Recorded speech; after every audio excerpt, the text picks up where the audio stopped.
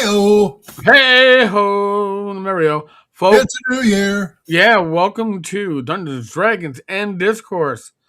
I am Eric Tenkar, one of your hosts with the most in 2026. With me is Glen waiting in the wings. Joining us It's shortly Don will Samora.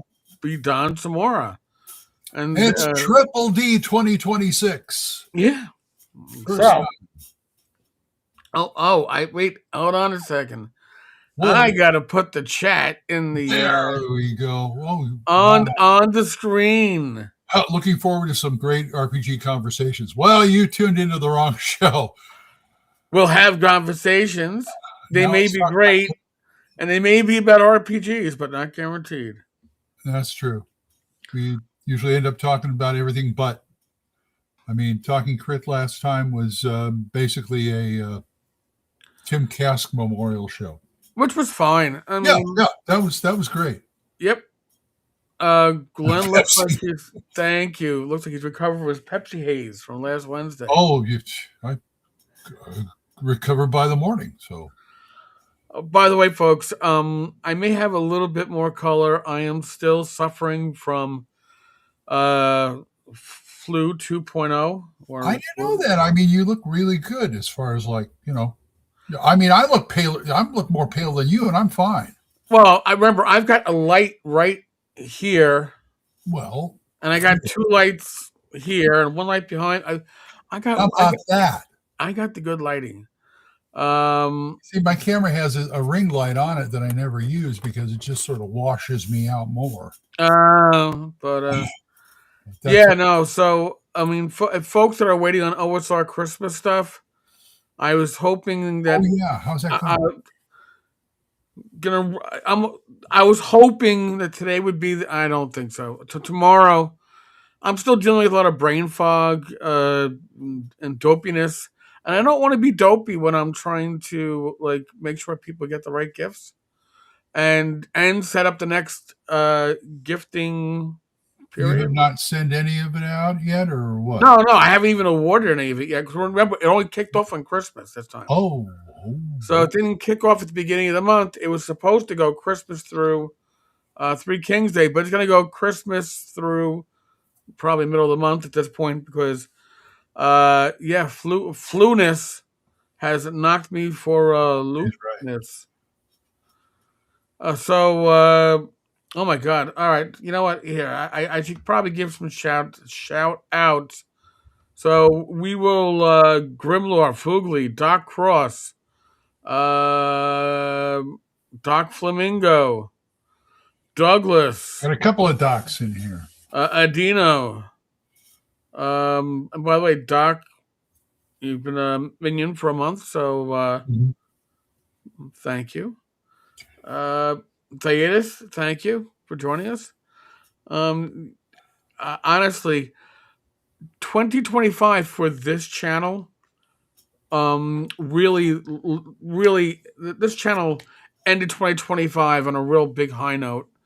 Um, Did I can't thank you all enough. And in 2026, I have great plans, and I got to move this microphone, I guess, just a little bit because it's giving me a dot in the middle of my head as a shadow. well, this is my co-star here, so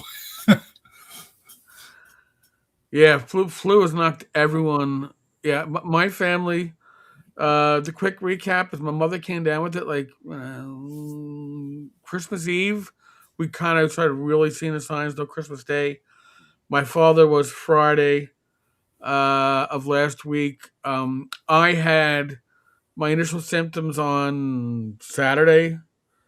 If you saw the live stream, I was really a lot of muting as I was. Well, I wasn't really muting much because it was me and Rachel. David Hello, Thompson, thank you. Happy New Year to you too. Dave, welcome.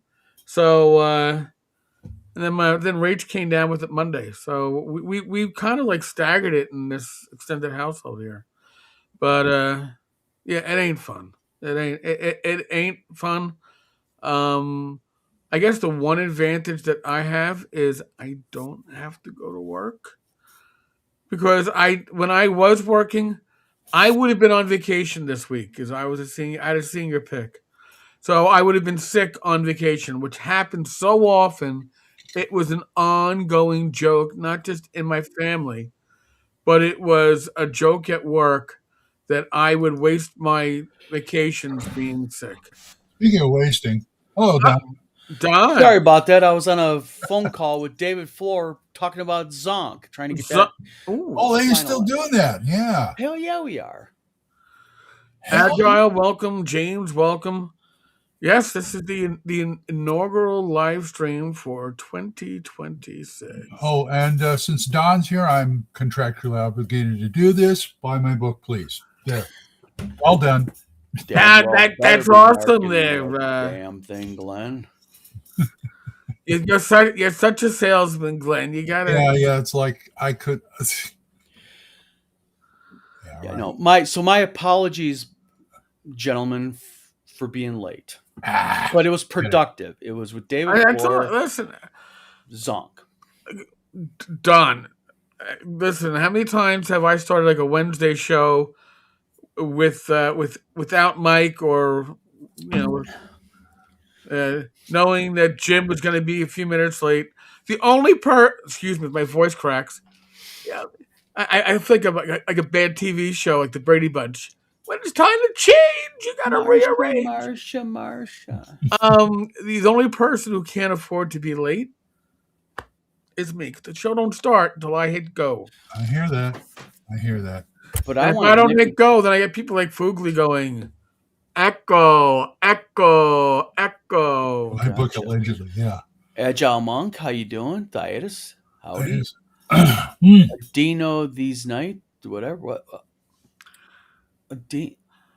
Adino the Zenite.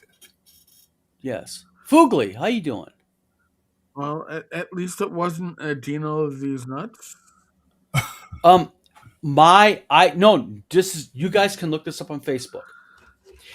Danielle Bull is an artist that used to be one of my authors and one of my contractors when I had my publishing company back in the early 2000s.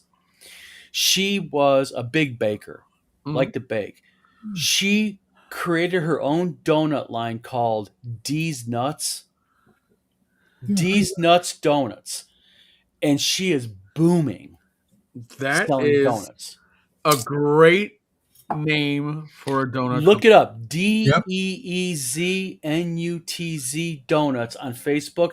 Her name's Danielle. Little eccentric. Little bit. A little bit. But she's got these nuts. But she's got these nuts. Yeah, she's got these nuts. Yes, Fugly. Don's here. We can stop talking about him now. Yeah. Yeah, he's here. And Bad Mike isn't, so yeah, good.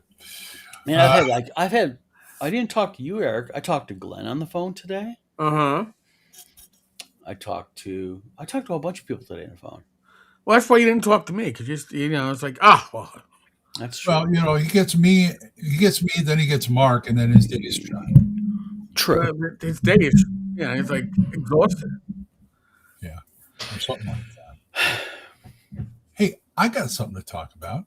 Ooh, what? Your book? Oh, you're mostly Eric Tenkar's YouTube stuff on here about. You're talking about what hirelings now and hirelings and retainers, yeah, and how people don't want to use them. And I was in that camp for a while. Really? Yeah, why? Well, as a player, I said. But why? Hirelings are great as a player. They are. Unless you got a prick for a DM who does bad things with. Well, let me tell you what kind of prick I am as a DM. No, never. I finally decided if there's going to be hirelings, you guys need more help. You're taking care of it. Yeah. I'm giving you and handing you the sheet. You're doing it. You remind me when they move. I ain't doing that anymore. Because it used to be they get hirelings, and then I had to take care of like the bad guys and them too. See, I did it different. What I do is when I have a hireling for a player, I give them the NPC sheet. Yeah. I give them, and they can just run the NPC any way that they want.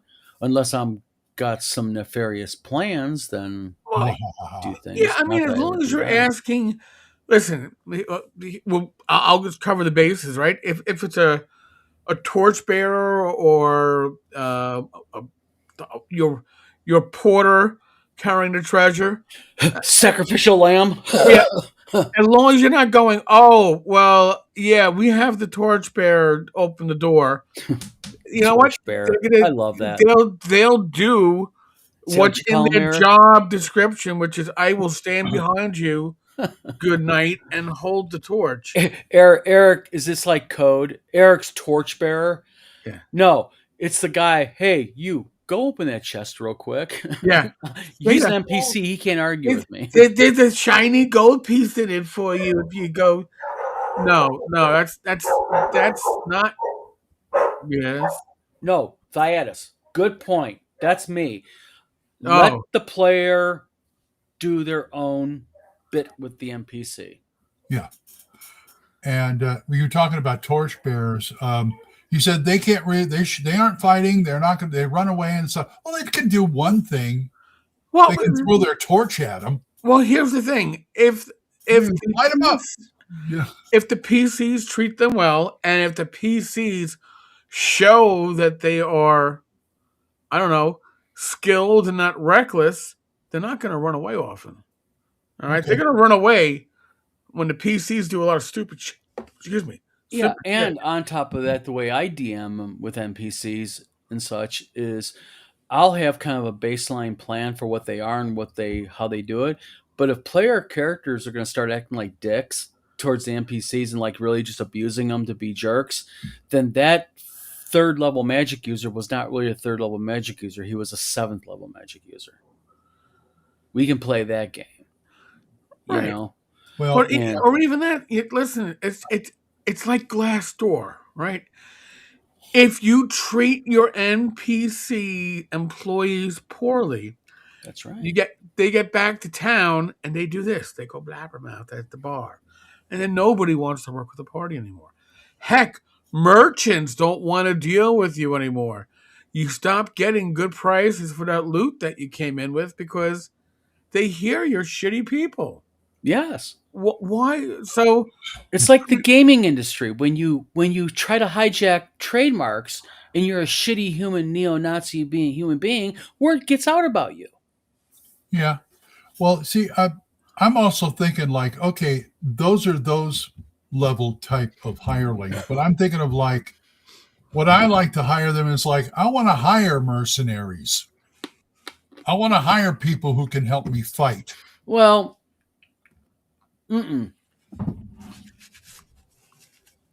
why? Why not? Don't you? Let me ask you. More firepower is always good. Yeah, Right. but isn't when you hire NPCs, don't you hire for your need? right, and that's the thing too. Listen, if you're going to get like men at arms, your men at arms are there to, hey, assist when your party is in camp. Oh, they're going to guard my horses when we're in the dungeon. Right. Yeah. You know, maybe you bring one of them along with you to be like the rear guard or to keep an eye on the magic user. Right. And, you know, be the shield when the Right. magic user's there. But you know, at the same time, you look at those early D&D modules or AD&D modules, and they always say in the beginning, it says, so many characters of these levels. And if you're playing like with 4 people and they want 8 characters in there, you know, I'd hire the mercenaries because all right. Absolutely. Right. But you know why they said 8 characters, right? well, no, why? All right, because we're all convention goers. Those early AD&D adventures, especially, were all convention modules that were converted to sell to the peons. Mhm. And they were all designed for 6 to 8 Don't let her. players. Mhm. That's why when you got the G series, man, my voice is really cracking today. That's why when you got the G series, it had that whole like, all these pre-gens. Where did these pre-gens come from? They were the ones that were distributed. I love those pre-gens. I rip those off all the time when I'm running stuff at conventions. 1 second. 1 second. 1 second. One moment, please. Like I said, I always rip those off when we're at convention. for other shit. stuff. All right. Okay. I don't want you guys seeing me with my thong on, okay? It's embarrassing. Oh, Well, I was going to show my thong, but yeah, I understand you that. mentioned that to this. Um, I want to show something. This is pretty interesting. Tim does this, or did this. okay. Okay, this was what we were working on when he passed, and that's All's Not Well in Boscadell. Okay, but he does something interesting in this module with NPCs. Okay. What he does is he front end loads the module, and he gives a variety of NPCs based upon the DM's need. So, and he calls them men at arms. You know, okay. Go on. and also thieving classes, or he calls them stealing classes. But this is an early module. So, but theater of the mind, that's what it takes. It takes the ability, I think, to go ahead and, like what you were just saying, Eric, and you, Glenn, both were, what is your need for the party? Right. And does that need shift and modify based upon what you got going? Now, some people may say I'm coddling players, but I've had like early day. I remember early days when I was running my grandson and other people. Yeah. And they come up with a party like there is no cleric in this party, or there is no magic user in this party. So I will run. Yeah. And you help out your group because they're too ignorant to figure it out on their own. Yeah. Well, come on. I mean, you're going to a dungeon, not have a magic user or a cleric. Any way to heal anything? I've been as a player in parties without, like, say, a cleric, and all I say is, well, we better stock up on healing potions. Yep. Yeah. Oh, my last back in the 90s, my last campaign of 2E back in 96 and 97, my players were stubbornly refusing to add a cleric to their party. Why? Because we only had 4 regular players and nobody wanted to play a cleric. Why doesn't people like playing a cleric? I love. Thank you. Me too. I like. A good cleric is worth its weight in gold. I see a cleric. I've always enjoyed playing a cleric because I see them almost like a jack of all trades. Mm-hmm. They are an effective fighter. Yep. They can stand in the front line if needed. They can take a whooping. Yep. They are, as we say in the world of EverQuest and WoW, they are crowd control. Mm-hmm. Okay, especially with undead and hold person. It's so funny. I remember back in the day, I had to keep reminding my player. Nobody wants to play, clerics. They play clerics and they stay back, and it's like, look, you're a fighter too. I'll tell you right now, if Eric was our DM, and Eric said, you have a choice. You can run a party without fighters, or you can run a party without clerics. I'll say I'll run it without fighters. Yeah. No, because you're right, Eric. I kept having to remind them they're fighting holy men.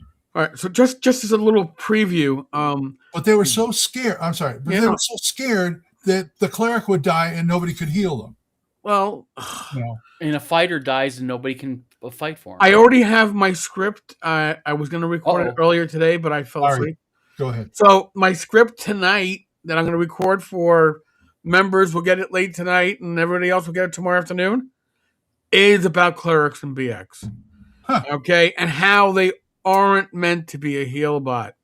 That if you just treat them as a heal bot, you're failing at it. You're not doing it. You're not playing. I think that's partly that's part of the reason why they don't get spells at first level.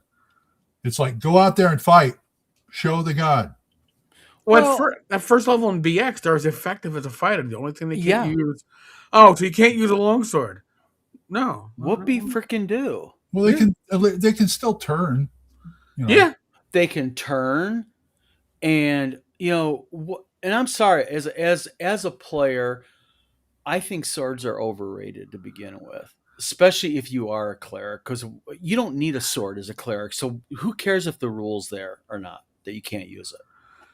You No, know? but that's the reason why if you look at the treasure tables for magic weapons, magic swords are heavily weighted Yep. because, and that's why you gotta be a fighter or a thief to use a magic sword. There's a reason why. There's a whole game balance Yeah. in Oh BX. my God.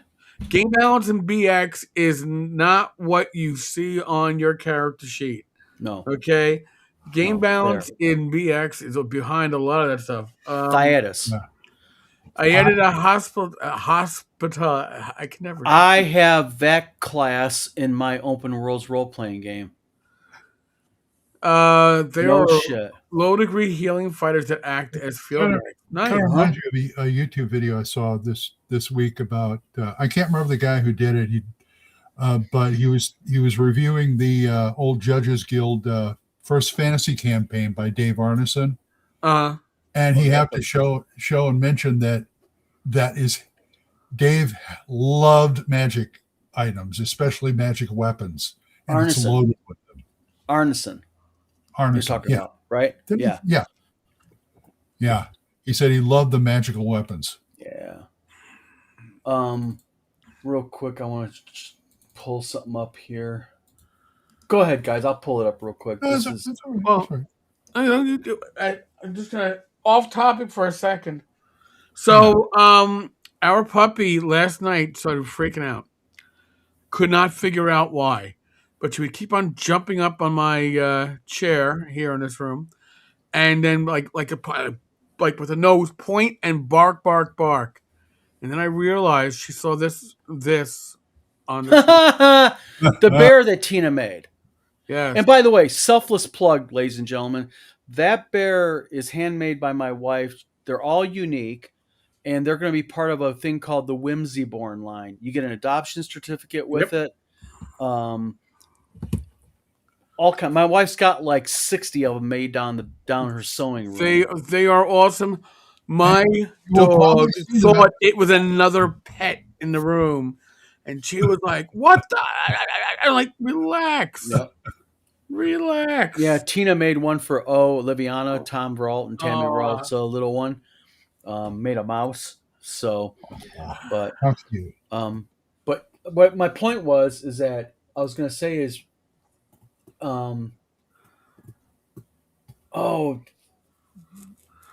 Clerics. I was pulling up the hospital because of Thyatus, but I can't find it right off the top of my Game head, balance. so I'm trying to help you out here. But Yeah, I know, Doc. Game balance. Yeah, Yeah. to me that's like, yeah, game balance, I hear you, Doc. balance. You know, You know where game balance is? Right in here. As I'm running it. But that's a skilled DM. It's the ability to operate on the fly, right? You know, Well, and you know, modify and rules. like the classes aren't balanced in basic or AD&D, but they all have something that is needed to bring to the table. The balance is in their corner of the universe where they are important. Mhm. Ryan, thank you. Good to have you aboard. Welcome, minion. Welcome. Whoa. But by the way, thanks in part to Agile, we are at like 120 members for this wonderful little channel. So thank you all. I wish I was healthier. I would do something really really special besides just with a broken voice go thank you. But But your thank yous mean it when you say thank you. I do. It's from the heart. I do. I do. But it's funny when I started doing the scroll on the bottom of the screen, when I started adding the members, I could do everything on Restream with one batch of 1,000 characters that would fit with like one. Everybody fit on one batch, and then it was like, all right, I need 2 batches. Well, now I need 3 to fit everybody, so I got to rotate it. So again, I want to thank everybody. Your support is awesome. Oh God. So Group hug. I plug. What? Group hug, not butt Oh, plug. Oh, I was like group plug hug. I No, think she group say butt hug, plug. All not right, butt plug. Group hug. okay. Thank God, because that okay. would be. Okay. It's beginning of the year. I think I need to review my resolutions. Uh-oh. I was Which well, ones? I was going to ask that. Yeah. What do we have in plans from the world of Glenn and the world of Don In with the the world Terra of games? Eric. So, Glenn, what do we have in store for 20? Well, my number one resolution is write another damn book. I hear that being said in the voice of a certain comedian, Norm Macdonald. Write another damn book. Write another damn book, you know? Yeah. Yeah, I'm going to be doing that this year. I don't know how it's going to turn All right. out. So besides Probably about writing 2 a pages. book, Glenn, What's that? non-literary Glenn, what's some other things you want to have happen? Watch more movies. Ah. I've got like at least a couple of thousand DVDs and Blu-rays in my collection, and I've watched maybe 2/3 of them. So, Glenn, why don't you do a YouTube channel reviewing all your movies in your collection? Well, actually, I've got one. A YouTube. I've only got about six. It was part of my old man It's old man Grognard's Grindhouse. Why don't you go ahead and take your book, since you want to market it, and do like I suggested several times already, Mr. Hallstrom, and why don't you do a live stream or a recorded thing where you read a chapter every session of your book Oh, that would be good. in character voices? I could do that. Yes, that's something that slips my mind. So yes, you're right. Just trying to get it onto YouTube as a live stream is Well, now reason you've that- been called out on a live stream that you should be doing this. Yes. So now people like Doc Cross and others, maybe Theatus will hound you. Fogley will hound you. Good. You know, there we go. Good. Please hound me. Yes. Okay. What about you, Don? What is your resolutions this year? Well, Get the heat off of me. get the damn website wrapped up finally. Woohoo! I'll send pictures of PM of that to you guys. Is that the games or the publishing? The publishing. Publishing. Yeah, I didn't know if Wizard Tower Games was still up. Yeah. Okay. Yeah. Good. We took the store down because we're revamping it and redoing it, so that's part of it and all that. Get publishing and print operation back up and running finally, hopefully. Mm-hmm. They ever get off their asses. Let's see what else I got going. Agile has a comment, has a super chat. Super chat, yeah. Hey, all right. Thank you, Agile. Don and I would like to announce. Hey, you want to announce, Don? Tell us. Well, it was up to him because it's his project, his big baby, and I didn't want to step on it. So yeah, me and Agile Monk are working together. We're going to be doing his printing, for his Kickstarter games. Launching in March. Yes. Ooh, Agile, we may have to invite you onto one of the live streams come March. And you're going to have an advantage in Kickstarter because you have a reliable printer in the U.S. AI enabled. AI enabled. Uh-oh. Hey, I gotta say something about the new printers. These are AI enabled, and the AI monitors color flow and color detection. So it's literally consistent from page 1 to page 50,000 that you print. It's consistent. But 50,001, man, it goes crazy. Oh, it can. Laugh all you want, Mr. Hallstrom. It goes weird. It goes weird. Does it? The more you print, yes. It can go do wonky, weird things because the print heads get wore out. The injectors, injectors. I believe it. So, yes. So, and I'll say something real quick about Agile Monk. Okay. He is a pleasure to deal with and work with. Cool. Yep. Well, I'm Agile, I'm anxious to have him on the show. Yeah. And just as we are a veteran company, and we're working with other veteran companies to do all of our work in the USA. Mhm. Yes. Well, No that's Chinese bullshit here. No. good. No, No foreign made stuff. no flan made. No. Okay. No. Wizard Tower games. You go now. You know, by the end of this next year, Wizard Tower Games is going to be sitting pretty and going full steam ahead. Oh, we'll be doing that by WizardCon. Good, Beautiful. Yeah. good, and little off. But there's a golden rule about insurance companies. You guys want to hear it? What? Sure. Whatever date they tell you, just chuckle to yourself and say, "Yeah, right. Okay, whatever. Okay, yeah." Yeah. And you're telling me that their date is like a Kickstarter date? No, they're not even the same arena Same as neighborhood. that. Oh, They are beyond that. well, I mean, they're not like far west beyond, right? It's No, not far west. I knew you were going to say that.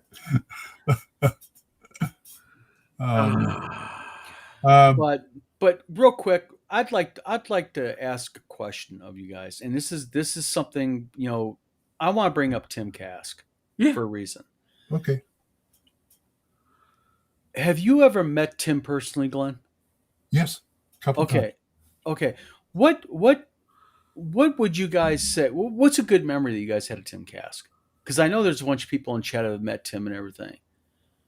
My memories are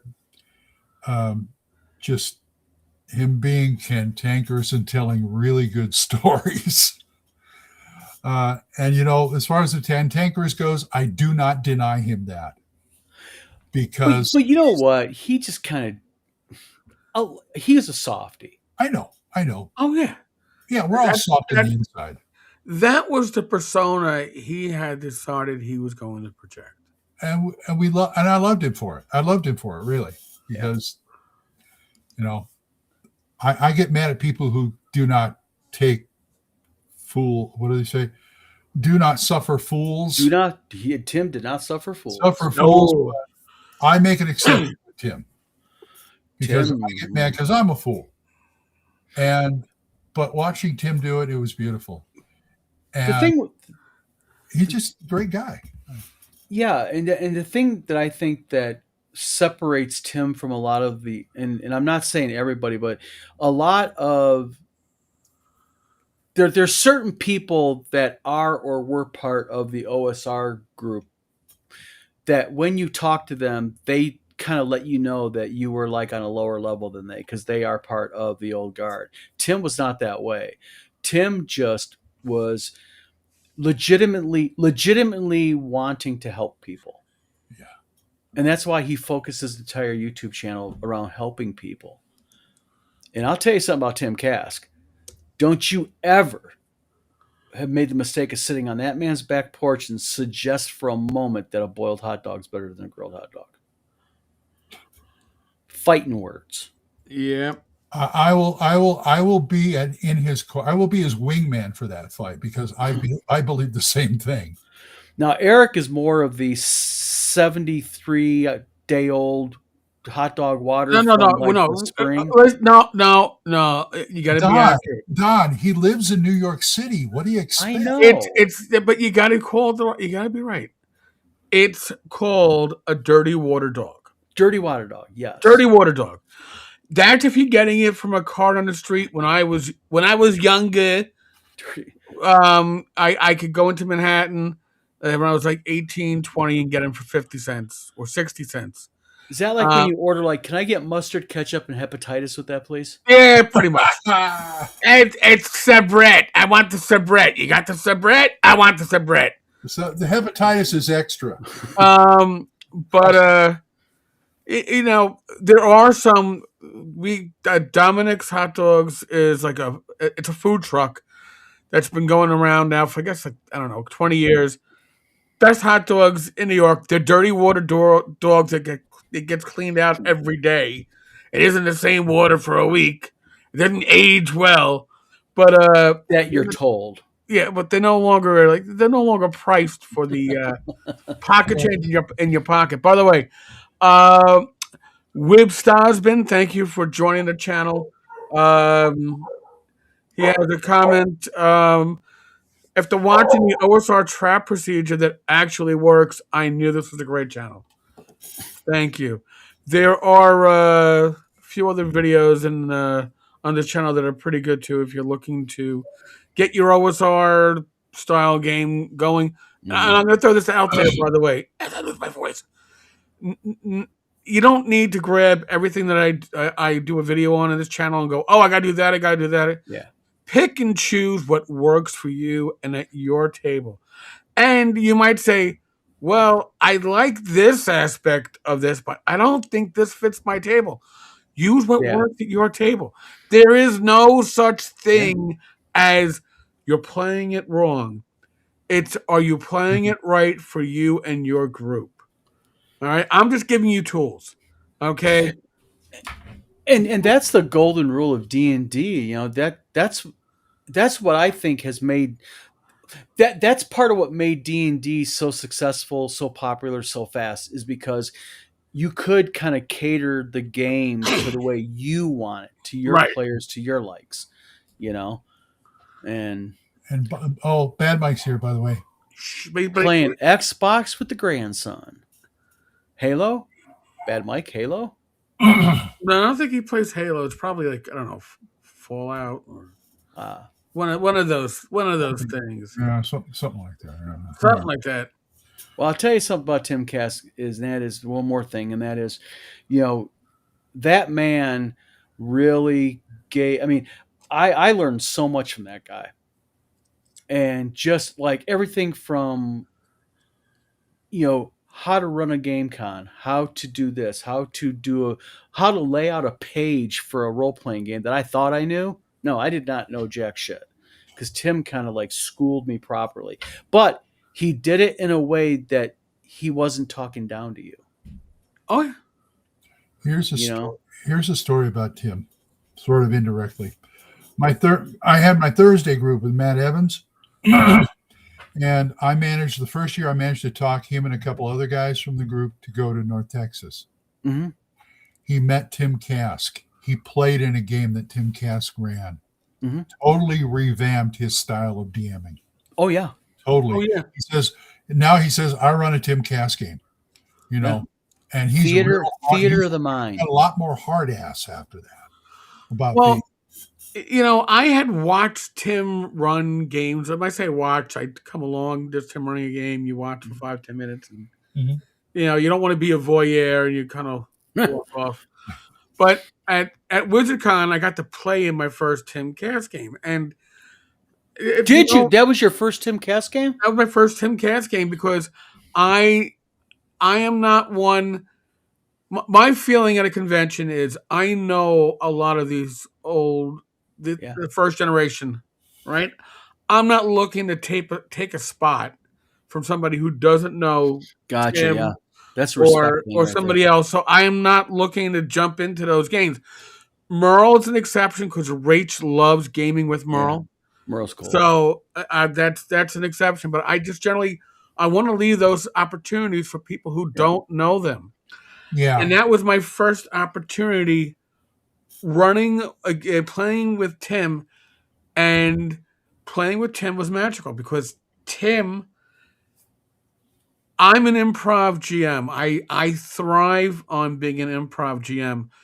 Tim took improv to another level, but at the same time was so organized and remembering everything that was going on, had gone on, and will go on, that I was in awe, and I was just enjoying the experience. Rach had a blast, and she was like, that was one of my best times. I go, yeah, and I go, and she goes, and Tim made it up at the table, right? I go, yeah. It was the wheel of blame. Wheel of blame. Yeah, that's the wheel of blame. So I go, that's awesome. Now, I got to know, as I explained on the Wednesday show, I got to meet Tim for the first time because of Glen and Vince Florio. Mm-hmm. at my first North Texas, and We you know, talked about going basically. and Tim was just like I figured out I was another fanboy, and listen, that was my first North Texas. I was a fanboy in 2014. I was like, yeah. oh my god, it's Tim Cask. But and Tim humored it, okay. But then I got to know Tim, Mm-hmm. and the first time Tim called I still know where I was.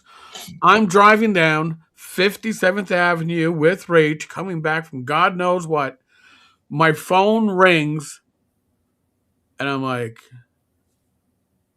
don't recognize the number, but I knew it wasn't spam. I go, hello? Eric. I'm like, who's this? It's Tim. I'm Yeah, he like, doesn't say Tim Cass. He no, says Tim. it's Tim. Yeah. We got to talk. Yeah. I go, okay.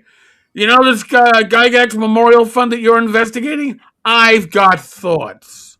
Uh-oh. You got a minute? I'm like, well, I'm about 5 minutes from the house. You got my number? Well, yeah, it's on my phone. Call me back in 6. Yeah. Yeah, it's I Tim. get inside and call him back. And I call him back, and the first thing is, yeah, hold on a second. I got to harvest my pot. I'm like, what? He was playing like Weed Farmer or Pop. Yeah, Weed Farmer. Yeah. Yeah. And then he's like, all right. And then he's like, you sitting down? I'm like, yeah. All right, good. Do you write things down or do you type it? And I go, well, I'll probably type it. All right. Well, he goes, these are the things that you need to look at. And Tim was no bullshit. When Tim had something he wanted to talk to you about, you were going to talk about it. He wasn't going to give you a stroke job. He wasn't going to tell No, you. Tim didn't bullshit. No. Tim was going to go, hey, Eric, you're doing a really great job from what I've seen about it. He's like, his whole stroke job was, I read your blog post. You didn't go far enough. Yeah. Okay, that's the honesty of Tim, and he as a resource, as an influence. People talk. Listen, I know some people.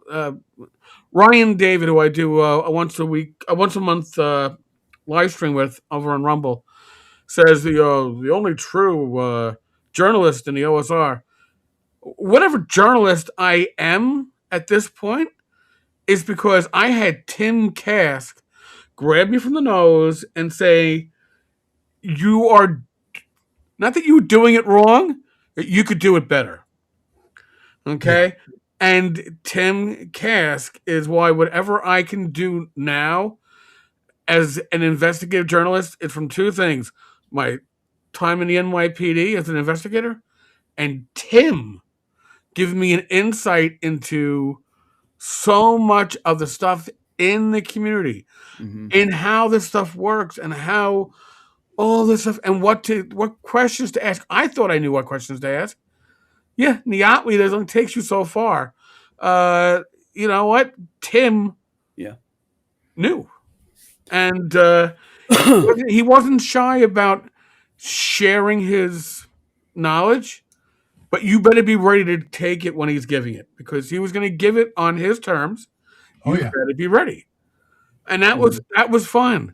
That was fun. And as I told on Wednesday, the one time I got chewed out by Tim, he had just had, I don't know, like 6 months worth of chemo, and as a cancer survivor myself, who I'd gone through a little bit over 6 months of chemo.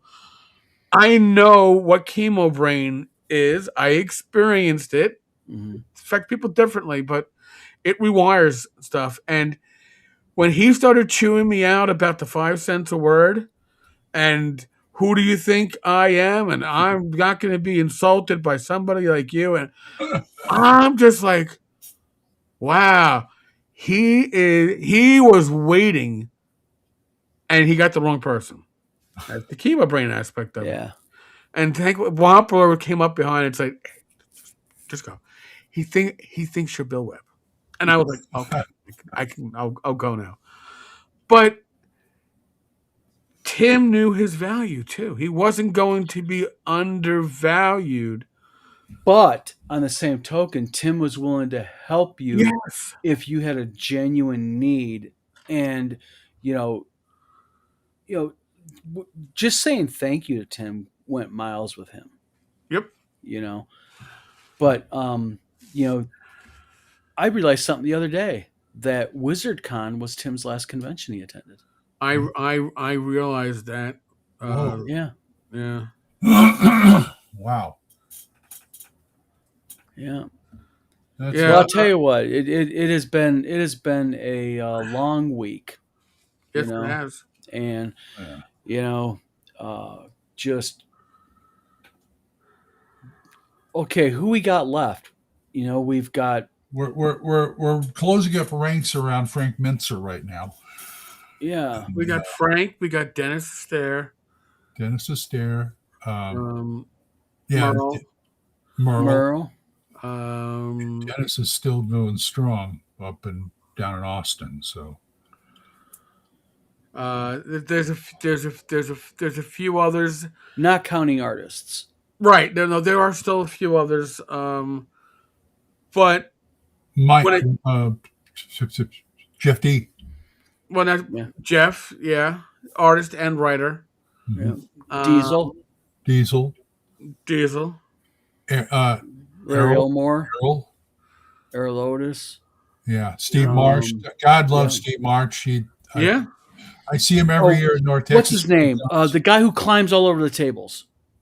Yeah, that's Matt Finch. Matt Finch, but he's no, not Matt Finch, not him. No. The guy who climbs on the tables and actually walks all over them. That was Matt, but okay, I don't know. Was it Matt? Yeah. Yeah, and BX Doc. I want to say Doc. I can't think of his name now. Alan Hammock. Steve Winter and Steve Winter and I can't. All right, so Bad Mike says that Dennis Astaire. He's 85 years old. Wow. This might be his last con. Oh, I got to be there. Yeah, I mean, I know. I will sit down and play some bunnies and burrows with him. I never have. When Frog God was working my car, when Frog God was working on the Bunnies and Burrows re-release, and they were working on a Bunnies and Burrows light, I spent an evening with Dennis outside the hotel bar because the hotel bar closed at like midnight or some stupid time like that. Dennis and I were talking, just the two of us, from like midnight to, I don't know, 3 a.m. when I finally said, Dennis, Rachel already went to bed. She left me downstairs. And I was like, Dennis, this is like 4 a.m. New York time. And I gotta go to bed. I mean, but Dennis is one of the most generous people also of his time and his knowledge and his experiences. Yes. All these old timers are truly awesome.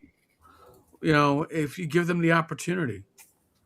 Really, and that's well, I'll tell you something, just flat out, I'm just gonna say it bluntly. I'm gonna miss Tim a lot. I am too. I will too. Tim left a vacuum in my creative, in my world, my little corner of the globe. Thank you. What are you looking for? The name I couldn't think of, Zeb Cook. Zeb Cook. Oh yeah, Zeb. Another one. Mm-hmm. These are the people that you have an opportunity to meet at a convention. Take that opportunity. Listen, go up to them and just say, Mr. So-and-so, or call them by their first name, whatever you want to do. You influenced my youth, and you helped make me the person I am. Thank you. Well, I have a thing called the Legacy Book. I made it last year. And what it is it's a hardcover book, and Tim Kask is actually one of the first signatures in it. Wow. And what it is, when you open up the book, on one side of the page is their photograph with an autograph block where they can sign it and personalize it. And on the other page is what they've done. So like with Tim Kask was Dragon number 1 picture of and such. Okay. And so the idea is it's a legacy book. So when you turn to that creator's page, not only is their name or personalization, whatever they want to do in there, but also kind of what they did also. And I really want to fill that up with the memories of people that really matter, because Tim matters. Yes. And he's going to matter. He's going to matter for in my book, Tim's got forever. He's part of my life forever. Oh, Adino is saying, did we mention Rob Kuntz? No, we didn't. Isn't he over in France or something? He's over in France. You're probably not going to get a chance to meet him. Yeah. But you can still order stuff from his web store, and I understand it will come with the scent of cigarettes. He went to North Texas a couple of times. I met him. Oh, that's right. He's the heavy smoker, isn't he? Yes.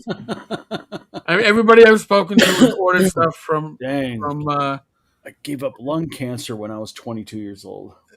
Rob, it's like, yeah. So. Oh man. Yeah. Well, wow. We got 51 people watching right now. God bless. Wow. I need 52. I would say nobody has anything to do better on a Friday night, but obviously we're gamers.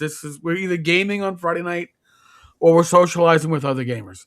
And only members can chat, huh? Only members can chat. Yes, Glenn, that was a safeguard. No, not only members can chat. Of tools. Only subscribers can chat. You don't have to be a member to chat. You got to be a subscriber, okay. And I will tell you why that is. Okay, when I first started doing live streams, I would get a lot of things dropped into chat. And by the way, before anybody goes, oh, from a certain individual, no, they were spamming prawn sites. Yep.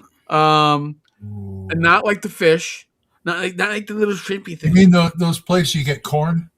Yeah. Well, places where you got to be 18 or older to enter, and they were linking that stuff. And he showed up at Dave Con last year. Rob, is that the place where they give you like little booties for your tennis shoes before you walk in the booth? Ooh, yeah. Slip these on. Squish. But, so we were getting a lot of people dropping it in. So I actually asked out to other live streamers, what's the solution? And the solution was set your live streams for subscribers only. Yes. And, so I did it and I was like, holy crap, cut that stuff down by close to 100%. Yeah. Those corn sites, that kind of gives you a new meaning to the term corn on the cob. Yeah, I know. Thank you. I need my drummer.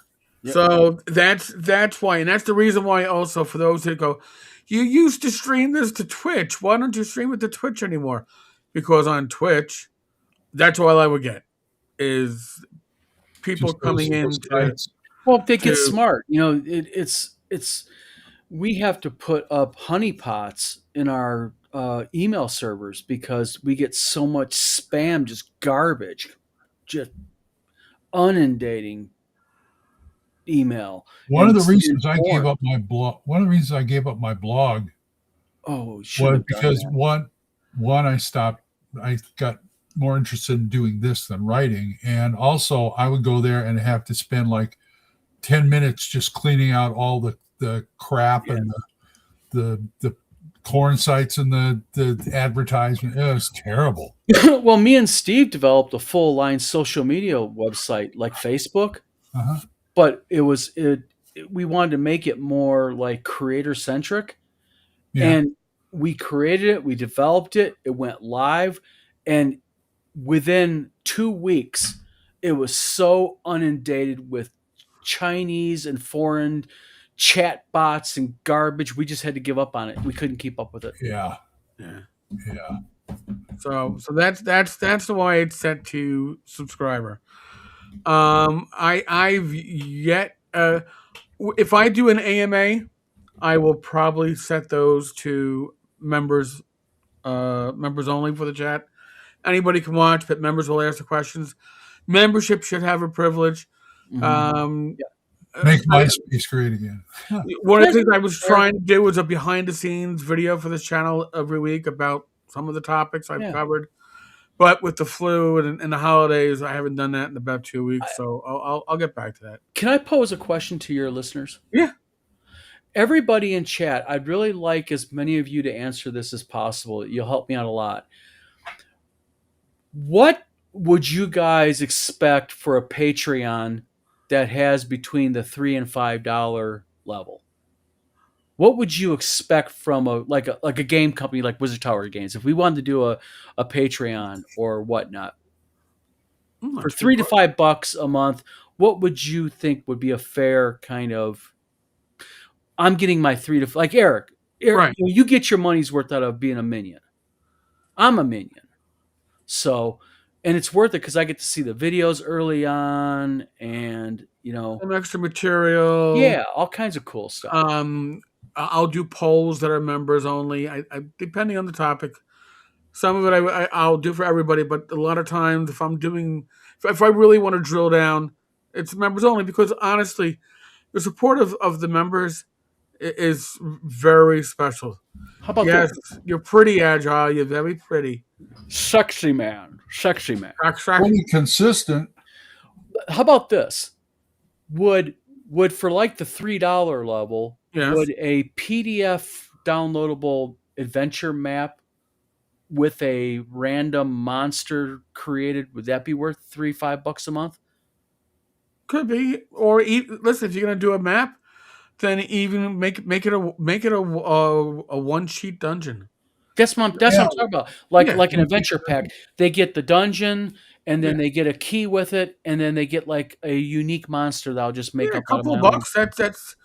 That then I think would be awesome. Give them. That's what I'm talking about. Death Angel. A 3 and a 5. I got an idea. I don't know if this is going to work for a Patreon, but some of my supplements for basic fantasy I have, they will go on that. They go on that the forum, and they post a map of like a tower, and then they'd have people. Okay, we're going to have a contest. Here's a tower. Make an adventure based on this tower, and then they get like 5 or 6 or 7 of them and publish them. It's the same map, but you got 4 or 5 different images for it. Yeah, Agile Monk. Okay, fine. I'll get a Discord channel. Okay, make you guys happy. Anyway, Eric, real quick question. Glenn, you too, because you guys do it. Is running your own Discord server worth it as a creative? Yes. Okay. From what I've used, yes. Like my Monday game, we run it on Discord. I've got all sorts of people who are on Discord. That's also could be a perk of a Patreon. Say X amount a month. I got an exclusive Discord server that you can go on and we'll chat. And I see people talking about that all the time. Like Eric does his speakeasy. Mm-hmm. Yeah. And I see all the time people going, join or do this. Like on Facebook, you'll get access to our exclusive Discord channel. And I talk with Steve Lake, my friend, on Thursday night. Steve, right? We used to do Yahoo Instant Messenger, but now we do Discord chat. But that's pretty much what I use it for. So I might need one of your guys' help to kind of like give me kind of like a precursor, like teach that guy. Yeah, well, that's our problem. So listen, like the tavern has a Discord. It's been around for years. For a while, the tavern's Discord and the Frog God Discord were one thing. I hosted essentially Frog God. So there's a reason why there are way too many fucking channels on my Discord, which I'm going to tell you right now. For simplicity, you should probably make it a bit shorter than smaller. Less channels. You don't need a channel for every publishing company out there, which I had for a while and probably still do. But what do you suggest for? Okay, I'm going to sound really ignorant here, and I'm going to get mocked by certain people in chat, and I deserve it. Well, what is it with Discord and their channel and servers? All right, so here's Because I'm thinking server like computer programming. okay. When it's a server, your Discord server is a unique location, like Tenkar's Tavern or whatever. They call it a server because your server will have unique channels within it. So, Discord is somewhere between having a forum and a Facebook page. There's like it's a Yeah. weird with the ability of doing voice chat / video chat, which I would say you're gonna do a game company, you should have uh, a, a a channel for recruiting games, have a couple of channels where people could go on your server and say, "Hey, listen, we're gonna be doing our weekly I don't know, Blades and Arcana. It's gonna be on Friday nights at 8 p.m. In Gaming Channel 2 or whatever you're going to call them. And then people can recruit and play on. You want to make your server a landing place and a community hub. My Yeah. Tenkar's Tavern is a community hub. There's conversation going on right now. I see Morikan, who may be actually watching the video, just posted. He didn't realize that Tim Kask had passed. So Discords are great. I've got probably a little bit over 2,000 members, but I would say there's about 100 or so that are relatively active, and then there's a core 25 that are extremely active. We record Thaco's Hammer on Discord when we do the Gotcha. show. We used to be Skype, and boy, was that a pain. Hi, RPG Grandma, by the way. But yeah, Discord, highly recommend, even for doing like podcasts. I mean, I have a Wizard Tower Games Discord setup, but I would just have to kind of add like the server and such and all that, correct? My channels. Yeah, you add your channels. You can post a link. Right, you have text channels and you have video, audio channels. That's fine. Ryan, that's actually not a bad idea. Members only chats, maybe a small piece of content. You can and by the way, you can set up roles for your channel for the people on your server. So say everybody who's on that is on your Patreon gets a supporter tag, and they're the only ones that can go into the supporter channel. Other people won't have. Oh, I see what you're. So there's tiered level You can do access based upon. Jeff, Death Angel Shadow said, ring him up to help you too. What's that? I said, Death Angel Shadow. Jeff, he said, ring him up. He'll help you too. Nice. Will do. Yeah, because I want to, with 2026, I really want to get more organized. And what I'm really shooting for is this I want to be very conservative about my release dates. So when we do run into a release date, we're in a position to be able to release it on that date. I want to go 100% on time every time. That's my goal.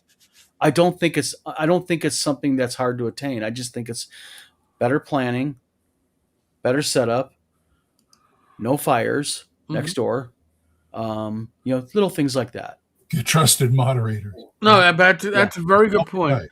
And that goes for whether you're doing Discord or Facebook, because I've seen it a lot of times where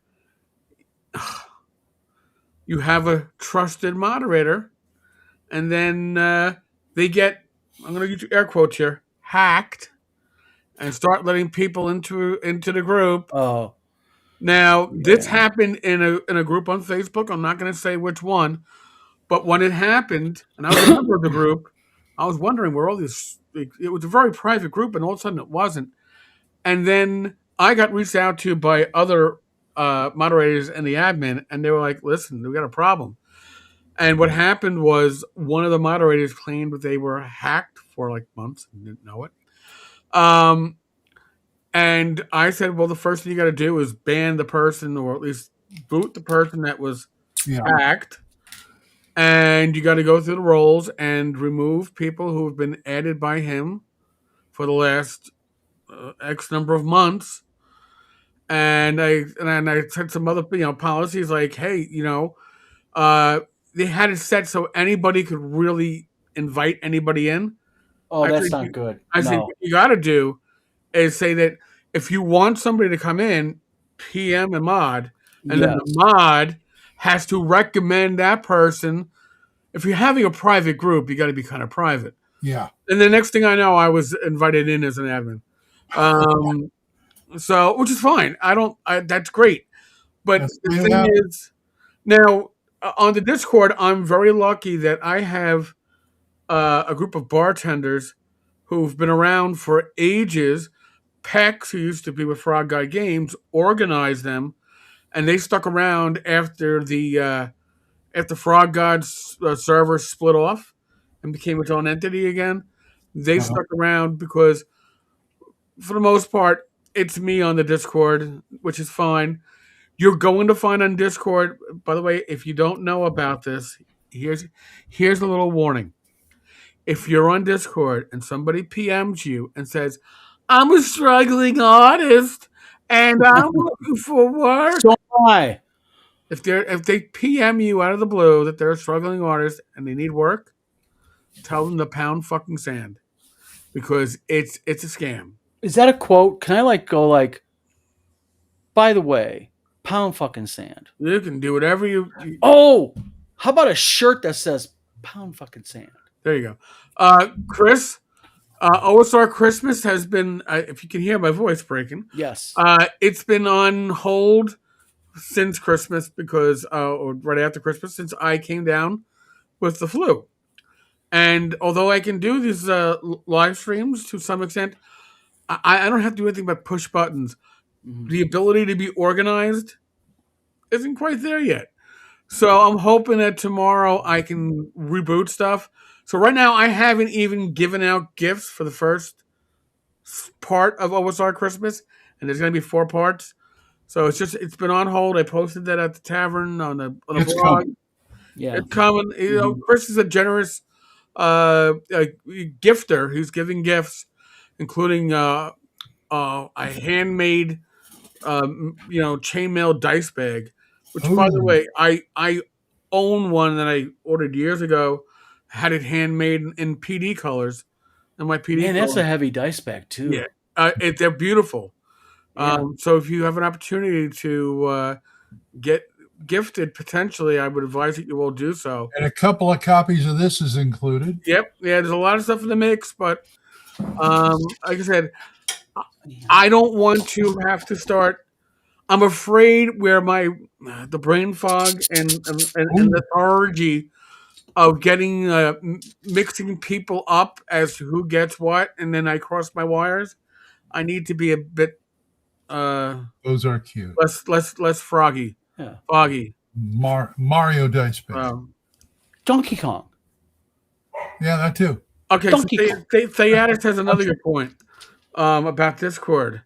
Ignore all messages that are from people you have not talked to prior on Discord. Always. Good idea. All right, so here's my as the person running a Discord server, I can't ignore all those messages because sometimes people have concerns and they want to let you know, hey, Mhm. somebody's scamming somebody, or they got the spam. But here's my rule, and I've mentioned this on the Discord server. If your first message to me is a fucking GIF of some, I don't know, Chinese, Japanese animation, Girl. hello, hi. Oh, I get that on Facebook all the time. Yeah, I'm ignoring you. Or Because how about you don't have an issue. how about this classic? You look like a remarkable person, and I would really like to be appealed by your friendship face. Oh, we That's love you a long time, soldier boy. Meanwhile, it's some 300-pound guy living in his mother's basement from Newark, New Jersey. Or it is actually somebody Yeah. from China or something, or Japan. Yes.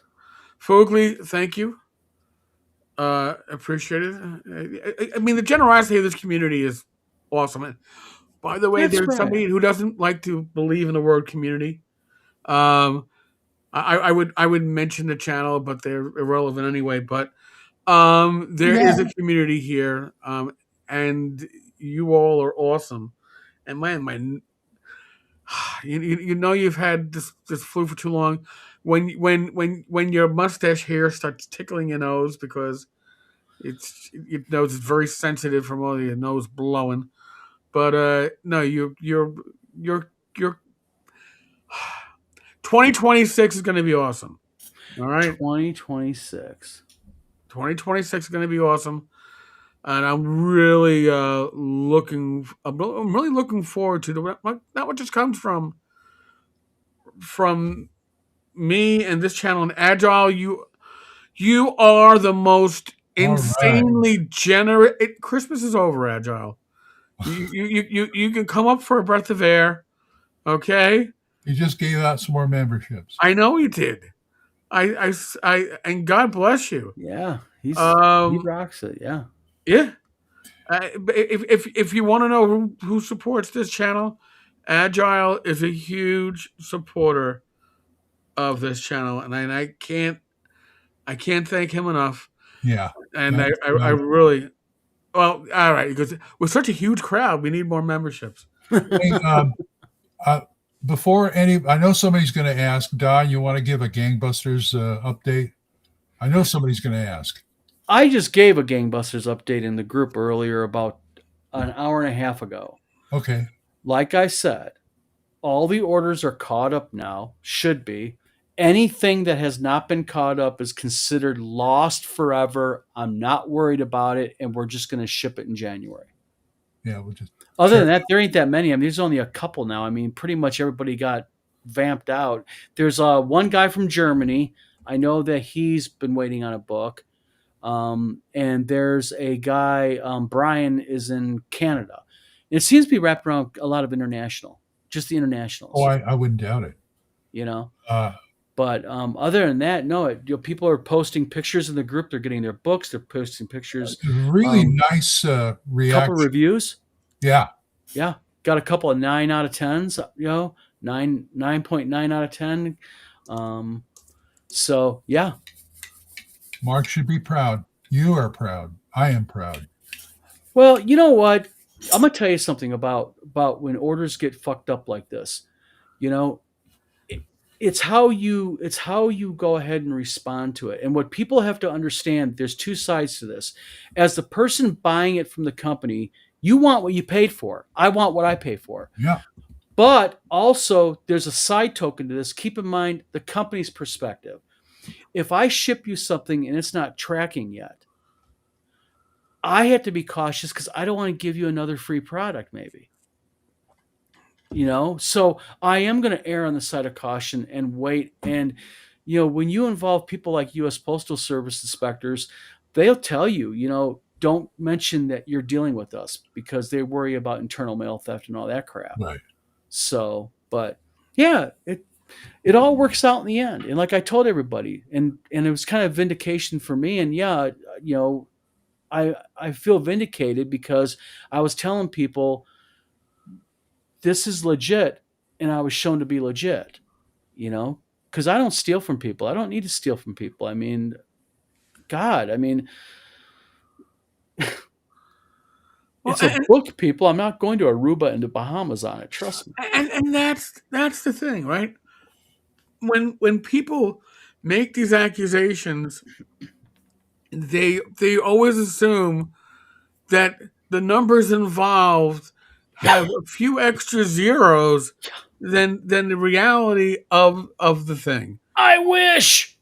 Yeah. I still remember. Listen, say what you want about my titles and thumbnails, and yes, my thumbnails are usually generated by AI, but I don't do clickbait. All right, and I had one person complain that my title was he does clickbait, and he does it for that all the monies. And I looked, and I was like, wow. After like a week, that video had raised like $4.50. Some of my videos do well. Some of them make $50 over the course of a couple of weeks. But the reality is, at my level, at Don's level, at Joe Block or Joe the lawyer's level, we're not paying for mortgages. We're not paying a salary. Can we supplement income to some extent? Sure, I could probably pay a bill or two with what I'm making off the channel because of people that are generous like Agile Monk. But I'm not doing this for the money. Yeah. If I was doing this for the money, I will tell you right now, you wouldn't be on the bottom of the screen No, you seeing wouldn't be. the supporters on this channel, which, by the way, reminds me, I got to get to the next batch. You wouldn't see the supporters of this channel. You would have me interrupting to do sponsorships. Yep. Because the reality is, if you want to make money on YouTube, I can see Eric. you got to do sponsorships. Do your balls need shaving? Yeah. This is the new Shave-O-Matic 4000. Yes. Nick free. Oh, Trust me, I can't afford to have a Nick. yeah. Does your beer bottle need to get opened? Well, we got the craft beer. Holy Look at shit. this. Is that like the Circumciser 4000? Yeah, kind of, right? This is heavy. This could knock somebody. But I've said this in the past, and I'll say this again. I'll say this publicly. I don't begrudge channels that take sponsorships. I don't begrudge them. God bless you. You can take It's a business model they use. It's a business model. Yeah. I'd rather be beholden to my community, my viewers, the people that give a shit, than somebody who wants to give me money so I can pimp their shit. If I was gonna pimp somebody's shit, and I've already shit that you probably won't even use to begin with, you're just doing it for the money. Right, like when we bring people on to talk about their Kickstarters, we're gonna have Bunny Daniels on probably in March when her next Shadow Dark Kickstarter kicks off. We don't bring these people in because they're giving us payola. We're bringing them in because we're serving the. Well, we'd accept it. No, we don't. You're helping would. them though. What you're doing is Send you're it to being a me. responsible channel and you're helping people. Yeah, I see. You know, and that's the thing, though, right? Like again, other channels I know are paying mortgages, paying salaries. God bless you. I cover my expenses, and there are expenses in running a YouTube channel, and Oh yeah. I try to make sure I have money. It's like, oh, it's for Christmas. We're going to be giving drive-through gift certificates out. When Rocky Gardner had still has it, his GoFundMe up for his stage 4 cancer. Mm-hmm. The tavern gave $250 as a match. Yeah. Where does that money come from? That money comes from the community. Now, if I was going to take sponsorships, it would be to support something like North Texas and have North Texas a sponsorship to, I don't know, pay young artists to go to North Texas. Can I give a shout out to something real quick, Eric? This is important.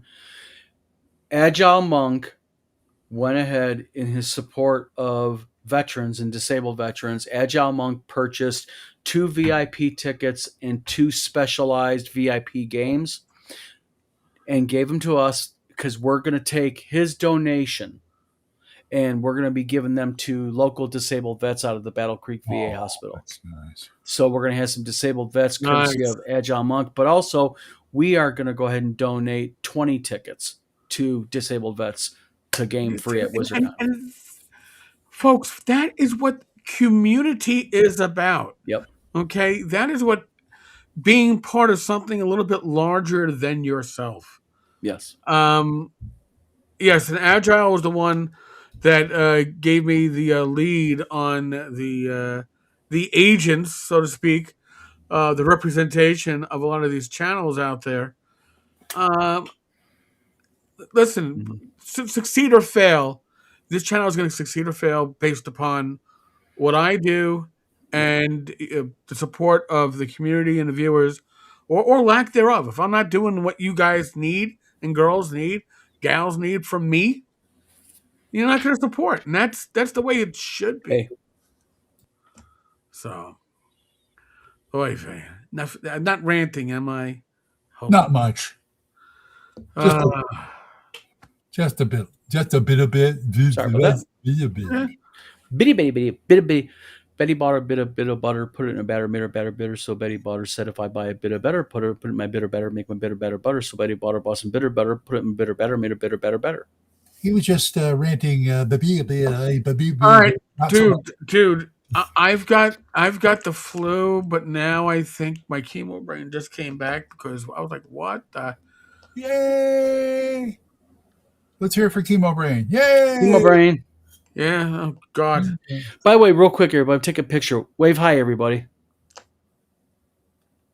There. Should I ask why? You guys got fans. I'm going to be sending a text. I'm going to be sending a text. What is that? A text, Glenn. They're on phones. Sorry, I was trying to be funny. I missed that. I was joking back at you. Oh, we can't even be snarky towards each other. No, we can't. No good. Agile says my son and I are both injured veterans. And yes, the hobby provides a safe place for veterans to escape into fun and development, and that's something that a lot of people forget, right? And it's not a safe space in the modern sense of the word. Okay, it's a friendly space. It is a welcoming space. Yes. That's what this should be. And when you have a channel and you're going live right now and you've got 50 some odd people watching it, that says quite a bit about the community, because not only do you have 50 people watching it, but there's people engaging it. Yes. And I noticed that, every week people come back. It's the same names because they look forward to seeing me and my sexy bald head. That's true. It's beautiful. You got to polish that thing one of these days. Glenn verified it. Mm-hmm. It is beautiful, I gotta say. I always try and encourage guys like us, or the old guard, the old grognards, to watch this and leave it open if you have kids or grandkids. Yeah. And, hey, look at this. Maybe get them involved, get the next generation going. And that's the thing about also, I go on my little rant here. I do it whenever I can because it's true. But that's why when I go into a game shop and I see someone playing 5e, I don't get my OSR hackles up because they're playing D&D. Right. They're at a table and they're not staring at their phones. They're engaging, having fun with other people, and that's the magic of Dungeons and Dragons, man. Here's the thing: try and start them with the OSR stuff like I did, but the point is, you got to get them interested in playing the game first. Yes. Then you use it as a step. But the thing is, you can sometimes introduce them to OSR-based material and not even let them know they're being introduced to OSR-based material. That's true. For them, it's just a new way to play D&D. Yeah. I say, you the 5e game, why don't you try this over here? And I'll run something for you. Yeah. Yeah. Kind of thing. So, we're sneaky old men. We are. We'll get these people. Most old men are sneaky. I mean, look at the crew from the TSR days. They're sneaky in a good way, but Enough said. I mean, look, the game succeeded. Against all odds, the game succeeded and thrived. Yes, and it survived lack of any kind of business knowledge. Okay, it survived nepotism. It survived Lorraine Williams. Two Williamses. Yeah, it survived two Williamses. And that says a lot about the game, but I think it says more about the people who play the game. I remember way back when I belonged to a game club in San Jose. What are one of those? I remember some guy came because somebody ordered like a Domino's pizza or something. F for food type thing, Yeah. Next thing I know, he sees it, and we've got another member. But that's just it, man. It's like, what can you do Well, you mentioned Discord. We're talking Discord a few minutes ago. What Yeah. can you do to bring people into the fold? Come, my child. Let me bring you into the fold, and I shall show you the way. Yep. And Death Angel Shadows, that's right. Please hit that like and subscribe and that bell icon. It's absolutely free to do. Yes. And by the way, we are 4 subscribers away from hitting 8,800, which is just a beautiful. You're going to hit 10,000 by the time you hit WizardCon. I keep telling you that. We may come close to hitting 10,000 by the time TotalCon. I want to see 10K. When do I start begging? Oh, Please come. Please come. But Alms to the paw. Alms to the paw. I know Oh, Paige that's is gonna be coming up. Philadelphia Area Game Expo. I am not going to be there this year. I'm not either. Yeah, I know, but Yeah, but Don's I'm coming to hoping- North Texas. yeah, but I'm hoping to be at TotalCon. But now, if I go to TotalCon, Rach is probably not going because Doggy is getting her sexual organs. She's being neutered Yeah, she's gonna be spayed on the or 20th. spayed. So That's can right. we name to Sam Spade. Wait. Yeah. Wait a minute. It's female dogs that get Neutered. spayed. I guess. Oh, I would. Yeah, I think females get spayed and males get neutered. But whatever. She's getting her feminine wiles removed, and so the puppy's not. She won't be left with my parents with the cone of shame on, and All right. we can't take her. You could take the hotel. Actually, is pet friendly, but we're not going to do that to the puppy with the cone of shame. You know that you keep referring to that dog in the wrong tense. It's not your guys' dog. It's Rachel's dog. I listen. I know because Rachel always goes, "Where's my puppy? I gotta go see my puppy." My wife was literally the other night going, I hope Rachel can make it. She can bring the dog. Have her bring the dog down. I mean, Tina's like sitting there and like, conspiring. I know. Listen, Dog. but the dog is of the age to have this thing done. So, but I'm hope we got to figure it out. I'll know in the next week or two if I'm going to be going to TotalCon, and I'd like to hang out with all my friends, hit the bar. Yeah, I know. Oh, so I know. Oh no, we're going to be. Eric. You're going to be at WizardCon, of course. Of course. And of course, you and Rach are going to be at North Texas. Okay. Yes. What about that other con in Denison at the end of the month? No, because we got Central New York Con the week after North Texas, and I can't. I fly once a year. Well, I just thought I'd see you there again. The Yeah. two Texas It's a cons, crazy year for cons. isn't it? We got WizardCon, we got CNYK, Yep. we got North Texas, we got EggCon, we got TotalCon.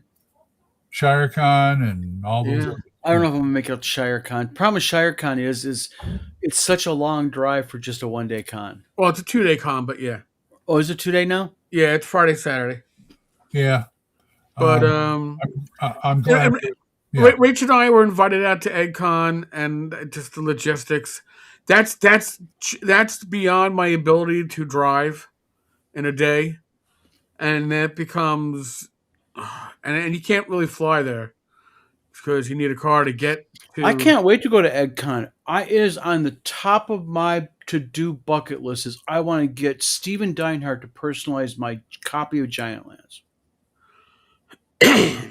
I'd like to go. I'd like to go long con sometime. I hear that's really nice. Where's LongCon out of? Oh, Longview, Texas. Oh, It's apparently a very good con. It's never, like That's I what said, I think Bad Mike has been there before. yeah, he's been there a couple of times. I think he's been there for every one. I used to fly 3 times a year. I'm like, monetarily and how many times it was one. Our Dotson was older and didn't need much attention. You could leave her alone for a couple of days. My parents would change the wee wee pad twice a day, and feed the dog twice a day, and it was good. The puppy needs attention. Make it a, Needs attention. So I am. Bring it to Michigan. They'll get plenty of attention. oh, I'm sure. I'm sorry. Well, I'm sorry. go ahead, Glenn. No. I was going to apologize to Bad Mike. I'm sorry, Bad Mike. I will be at North Texas, but the one I'm looking forward to is this guy's con down here, Wizard Con. Wizard Con. I get to see people I don't usually get to see. Mm-hmm. The Wizard. And I know everybody thinks our convention's great, but this year's convention will be an improvement over last year's. We listened to people. We learned a lot. Yeah, that's the idea. Yeah. Each one gets better. I mean, remember Bad Mike and I'm talking about the first Yeah. Texas? Bad Mike is my template. I'm not ashamed to admit that Bad Mike was kind of like I want to be like North Texas and kind of follow their lead and everything, but no thongs with devil ears. Sorry. We'll find something else for you. Gosh darn it, no songs. It's like they'd be calling the health department on us. You're gonna see that on the plastered on the door. No thongs allowed. Yeah, Don's fat ass and devil ears and a thong. Call the health department. We'll dress Don up as Elvira. How about that? No pants, no shirts, no service. Do I gotta shave my chest though? My wife has something to say to that. My wife likes my hairy chest. Oh darn. What? Yeah, I think I got something down there too. But anyway, we'll find something to do with Don. Don't worry. Oh, Glenn, we're gonna have something to do with you, my friend. Oh God, I can't wait. Happy birthday! Bring condoms. Happy birthday to you. Happy birthday. No. You don't want me jumping out of a birthday. This is my only Wizard Con, folks. So you better make it good. You better make it good. You better make it. You better make it good. There you go. I go every year if I could. And it's going to be... yeah. Mike is crossing. I would love to have Bad Mike at WizardCon. My humble little convention, Bad Mike will be coming down there going, oh. Is this what it's about? Have you there with the little pinky? Little pinky up. Bad Mike. And this convention... And, you can throw him out if he brings any Witch Mountain board games with him. Please. No, I actually left mine behind, and So did I. I actually was nice enough to pay the return. You guys abandoned them? Yeah. That's hilarious. Oh, man. They were giving them out right and left. And I think 3/4 of them got left in the rooms. Yeah. Got to clear them out. Oh, that was such a turkey of a game. Well, you know what? I could go ahead and bring some copies of Dungeon Crawl. You should auction one off. That'd be fun. I'm going to. That's already been on my auction list. Okay. You going to have a good auction? I like a good auction. We're going to have the best one we can. I mean, it's not going to be anything like Bad Mike's or, anything like that. But isn't Jim going to do the auction? Yes. Mr. Kitchen's going to be doing the auction. A suggestion. The Dungeon Crawl should be signed at the very least by you. If it's an open copy, I'm happy to sign Tenkarian Gibberer. Tenkarian Gibberer.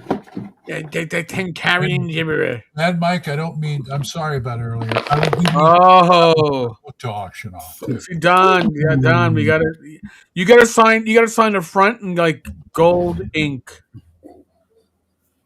And on top of that, the nice thing about this is I know. I wonder, or is it appropriate? I have the only legitimate copy of Star Frontiers New Genesis, the edited version. Oh, really? Historical document. that might be something that might be better off at like a North Texas midnight auction or something like that. Yeah, you might see a lot more money is coming on that one. I mean, it's legit. It's the only one. Period. Yeah. Legitimately. Really? Yes. Wow. That was the one. That was the alpha one that I said no more. Nope. No más. No más. No más. No manos. No. No Spas Bad Manos. Mike says it's a terrible game, but they're all gone. Hallelujah. No Manos the Hands of Fate. So, was Witch Mountain a bad game? Seriously, Uh, Yeah. I mean, you can't play it. what made it? What made it bad? I've never seen it. The rules don't work. It's a board Oh, game where the rules don't work. It never ends. Really? Never ends. Oh, So excuse me. James Shields of James Shields of Alaska, the artist extraordinaire, actually worked out house rules to make the game actually quasi playable, and I don't know why he bothered. So they had to make house rules to make it unfucked. Yes. I love it. Oh man, that is hilarious. Oh, I'm so sorry, Bad Mike. I'm so sorry. From Bad Mike, Glen, my grandson is asking why I'm crying. I said Glenn stabbed me. Well, Glenn stabbed me right in the heart. well, it's only for 1 year. I mean, the next year I'll be there, all smiles, and loving it. Well, you know, I love that con anyway. So come on, that's almost my home. You know what I'm saying? Home away from home. Same with Eric. Yeah. This guy. Well, isn't there like, oh, excuse me, damn, I got the hiccups. Isn't there a convention, Glenn, that's like between you and North Texas, you found out? In Oklahoma? No. No, it was on the border or something, you said. Well, yeah, that's a Denison one. Yeah. Yeah, that's what I'm coming asking up. about. That's the end of April, end of June. Sorry. And you want to hold your breath or something, or what? I'm wondering, man. I can scare you. Boo. Yeah. Eric isn't wearing pants. That'll scare you. Nah. But yeah, that's the Denison one. That's the one they invited me down there for. And I'm looking forward to that too. And I'm looking forward to all of them. Come on, seriously. Yeah. Okay, real quick before, because I know Eric's probably going to want to go. What is the worst game convention name you've ever seen? The worst con name. Oh, man. I can't even think. Yeah, I don't know. I mean, I've Texonacon, that's it. Thank you. The one in Denison. No, I can't think of any names. Like really badly named. There's nothing out there. I mean, there's a couple of clever. I got one for you. Oh, Gamehole. I publish website. Be careful of when you do websites for people, because when I had my publishing company, we did websites, and we had a lady who was she was a therapist, and she, of all things, she specialized in victims of SA. Okay. Very nice lady. And she went ahead and she got her website URL. We didn't know what the title was. She wanted to keep it quiet. She was excited. So when she finally disclosed it, she went ahead and let us know that to make it more pleasing to people, she called herself the Happy Therapist, right? The Happy Therapist, because she's very happy. And literally not 30 seconds after seeing that, it hit me. If you look at it, it's actually Happy the Rapist. When you phonetically look at it. The Happy Rapist. Yeah, no, maybe so. Maybe not. Maybe. No, it was. I know. I mean, like, for the name, like, maybe, not maybe. I remember calling her on the phone and telling her that, and she's like, oh my God. Literally, oh my God. And by the way, she walked away from us. She was so humiliated. I wasn't trying to humiliate her. I was trying to like warn her. Uh-huh. You know, it's like, this is not a good website address. You know what I mean? Especially you have to like hyphenate it at some point. Like, yeah, you could put hyphens in there. That would work. You know, like Winnie the Pooh. Well, there was that one therapist gal that when I used to work at the radio station, I used to run her show, her syndicated show. What was it? Kim Commando. She was a computer kind of geek. Oh yeah, I vaguely remember. And she always used to say she had Kim Commando. It was Kim Commando with a K, And she says, always spell it kimcommando.com with the K, because if you put a C in there, you're going to go to a website you're not going to like. Yep. You know, Well, you might like it, but you won't be ready for it.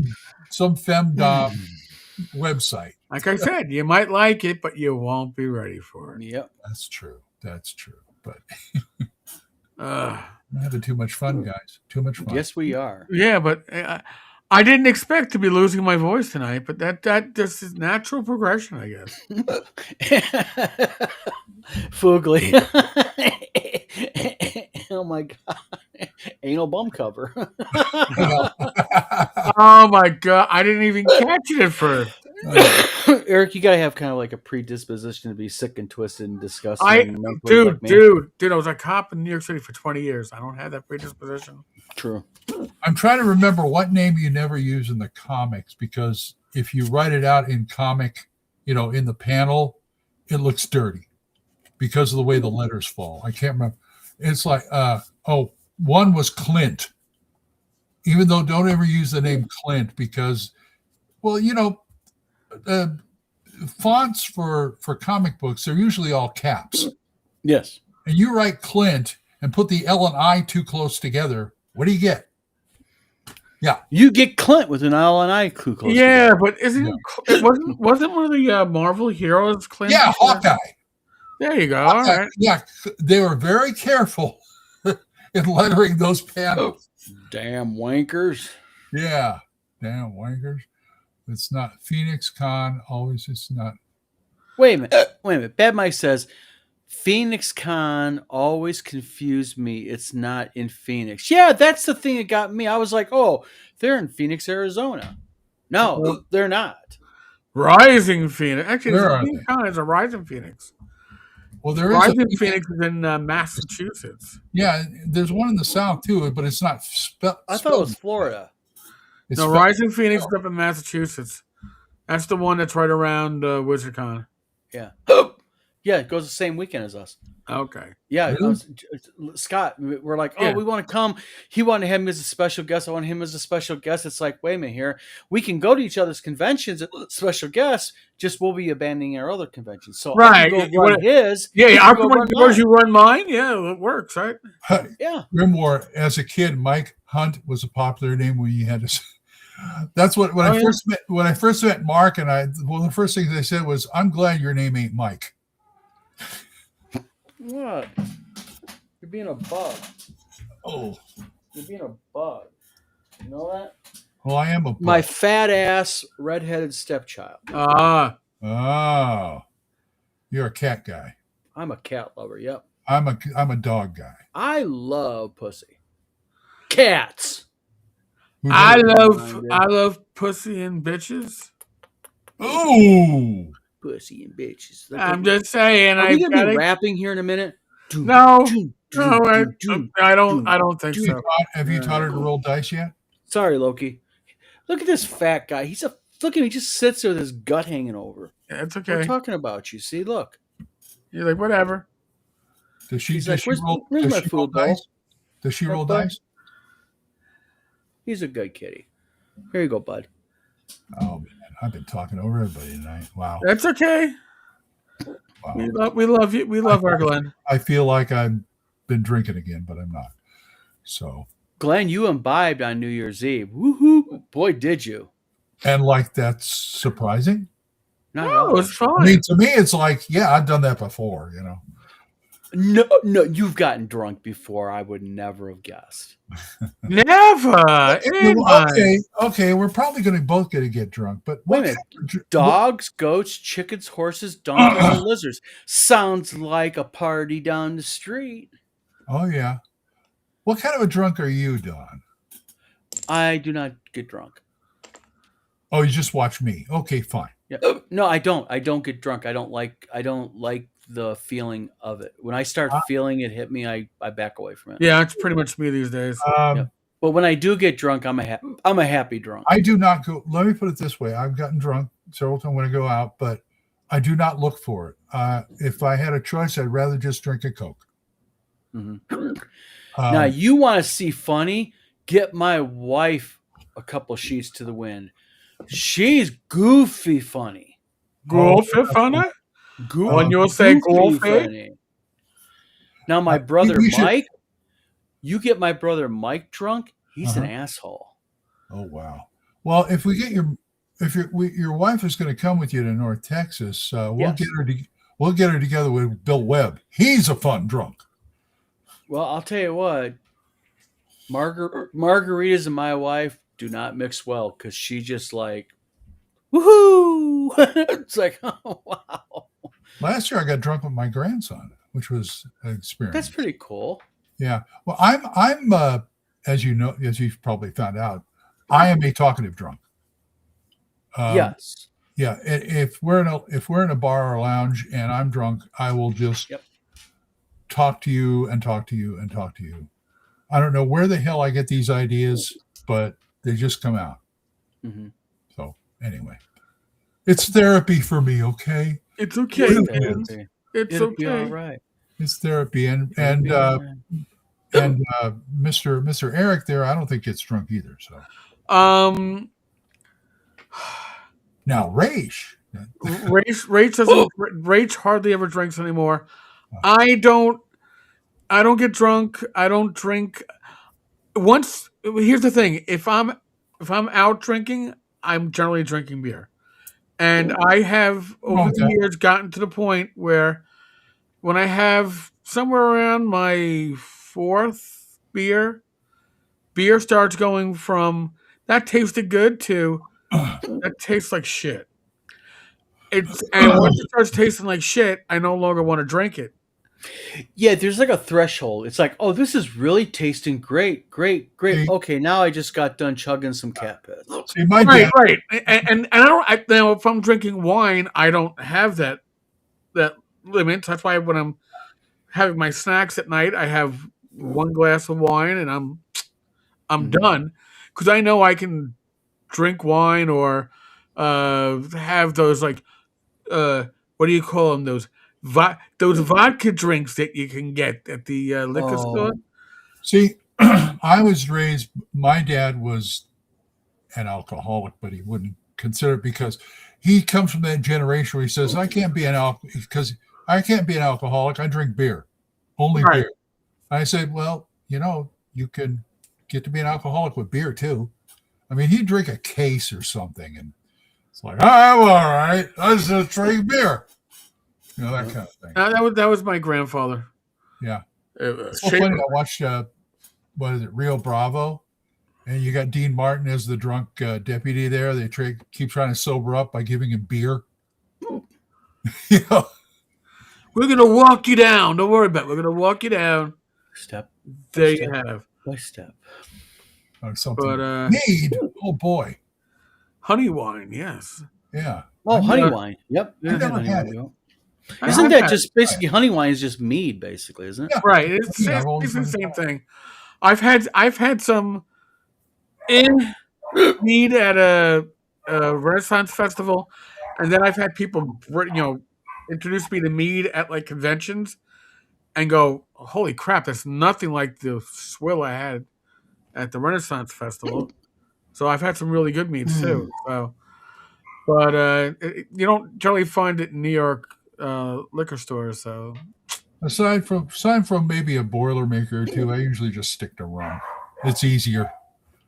Yeah, I mean, I'll do my whiskey for it's a celebration occasion. All right, hey, I'm gonna pour myself a little bourbon, a little whiskey. Yeah. But otherwise, I think I'm part pirate or something. Otherwise, I stick with the red wine. My excuse is it's good for the heart. Is it now? It's good for the heart. Red wine has flavonoids. So is baby aspirin. Well, yes, but in moderation, red wine is good for the heart. The key word is moderation. Okay, well, I'll take your word for it. I mean, I've game drunk before. That's an experience. No, I can't. I mean, I did Mike's B1 game drunk the first time. Remember? He brought that. What was this stuff? Something. I can't remember what whiskey it was, and I drank like half the bottle. I loved it because the more drunk I got, the better my rolls became. I started rolling 18s, 19s, and 20s in my hits. It was great. Fogly never ever tried Tom Bombadil's. Bombadil's mead, Renaissance Festival stuff. Yeah, the mead I had at the Renaissance Festival left a really bad taste in my mouth. Chris, welcome. So Welcome. yeah, no, but I had mead at a convention, and I was like, this is pretty good stuff. What the hell just happened? Well, I don't know. I don't think I'm going to be drinking Southern Comfort ever again. So, I had a bad experience with Southern Comfort. Well, that's me and tequila, but my tequila story goes back to when I was like 20. Yeah. I don't need to go back to that one, except for the fact that when it's like 2:00 in the morning in New York City, and you're out there in the middle of winter when it's 10 degrees outside and snow piles, yelling at the guy selling hot dogs at 74th Street and Roosevelt Avenue, demanding your crack dog because only somebody selling crack is out at 2:00 in the morning when it's like 10 degrees outside. He probably was selling crack out of his hot dog cart. But. By the way, I would like to go to a karaoke bar for once without getting drunk. Seems like the last 3 or 4 times I went, I was drunk. Well, you were probably a little bit better. But I got a great voice. It's like every year I ask, is there any karaoke around North Texas? I never found any. Oh well. No, there's no karaoke around North Texas. Here's a story. Gamma Trade Show 15 years ago when they were still in Vegas, when the Tropicana was still, or the Riviera was still around. White Wolf in one of the casino bars hosted a karaoke night. And I went. And the next day I was in the dealer area. Mm-hmm. And I was at Monty Cook's booth, and his wife comes up. She says, "You have a really nice voice." Thank you. I'm still not going to buy your game, but thank you. Anyway, that's my story about that. Did Don freeze or did he go to sleep? I'm listening to everything you're saying. Oh, you're a fool then. Okay, fine. Oh, no, it's all right. Well, listen, we're about to hit the witching hour. I guess tick tock. Folks, God willing, live stream tomorrow night. Rach did not stick around for the New Year's Eve. Oh, how is Rach feeling, Eric? She's feeling human today. Good. Sorry. Okay. Me and Tina was wondering about her. No, she was. New Year's Eve, she wasn't even sure she was on a show. I said, just sit in a chair and just, come and go as you please. Have her sit there and be decoration. The beautiful lady. Right, yeah. There you go. So, but, I almost feel guilty. I got hit hard, but I'm the one that's like the most functional in the extended family right now. You look like shit the other day, and I'm not trying to be. You did. You looked horrible on Wednesday. Yeah. Well, plus you're on the tail end of cast too, so kind of like a double emotional. Yeah, it was a bit of a wreck, but I did nap pretty hard in between the 2 live streams. Well, that's good. Scary thought. I said, yeah. I was like, wow, that was pretty good. And by the way, real quick, I want to say something to you too. Glenn, thank you very much for trusting me with your book, publishing it. Thank you for publishing my book. And Eric, thank you, though, also for 2025, all of your support. I have not had a chance to say that to you. Chris has a quick question on Gangbusters. Please ask Chris while we're still here. Yes. But, Don, I've only known you for a handful of years, but I feel like I've known you for my lifetime with all the shit we've gone through together. Yeah. So, bonds made in fire and under fire are bonds that are never broken. So don't. That's true. I measure my friends on how many put up with me. So. Who couldn't put up with Glen? He's such a sweet, lovable. He's such a sweet young man. I want to take his cheeks. When I see him in person, I'm going to do that to him. You just look so cute as you do like that. And then I'll be waking up staring at the ceiling going, what the fuck just hit me? When I GM for the Austin group first time, at North Texas. Chris One of the- Lundgren. Yo, Don, quick question on the gangbusters, if I may ask. You may. go, Wait. please ask. Okay. All right, Is there a PDF for charts so I can make a GM screen for myself to use to run the game? There's a GM screen. We took the store down, just to let you guys know, except for WizardCon, because we're revamping it. We are adding product. We've got a new look at the store. It's easier to search. And yes, PDFs are going to be an intricate part of our 2026 plan. I'm getting a GM screen, right? Boy, you're just asking for a lot, aren't you? Damn right. Hey, I gave you my book, didn't I? I did your book for free. Oh, yeah, you're not going to make any money off it. Right, sure. See, The this is ball friendship. bumping We that can give each other happens here. shit. Oh, teasing people with little hair. Yeah. Ach, the Liebe, meine Gott. What I lack up here, my back makes up for it. Oh, man. You just get it all off your back. You're unbearable. I keep threatening Becky to shave my head. I want to get divorced. I'll shave my head. Yeah. I can't believe I made that dad joke. Oh, boy. Oh, God. Anyway. Anyway, folks. May the force be with you. Yes. Live stream tomorrow. Oh, I know. I believe we have our Saturday night special on Sunday. Yes. Huh? So, folks, Joe the lawyer, Joe Block, Him. Don, and myself, 9 p.m. Friday, Sunday night special. God. This is going to be a Joe the lawyer hosted one too. So we're going to be there till what, 4 a.m. No. Do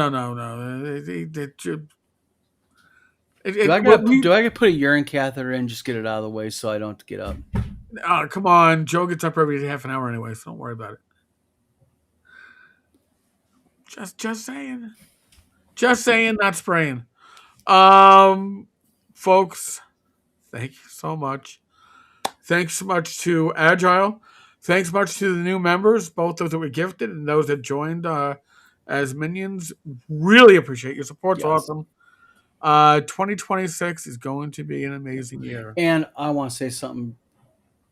Thank you to everybody in chat that has had my back in real life. Yes. Chris Lundgren, Death Angel Shadow, Agile Monk, and I'm going to say it again, Agile Monk. Fugly, who I didn't know who the fuck you were until a week ago in real life. I'm serious. RPG Grandma, everybody, thank you very much, though, on my behalf of me and my wife's, because helping support our small little company does matter. It really does. So thank you. Yeah. All right, folks. I'm happy to be part of it. Yes, and Glen is, and so is Eric, and so is Tom, and so is everybody else. Yes. Tomorrow night, 8 p.m., myself, Rach, Gamers Health. Be there. Monday, 9 p.m. Yes, and by the way, the jokes about me doing live streams like every night of the week, shush. I ain't saying a word. Not quite yet, but I gotta get my Elvira. I'm gonna wear my Elvira dress on Sunday. oh my! All right. Buy my book. Listen Buy his book, and I'll catch you all tomorrow. Dungeon crawl. Dungeon crawl. There you go.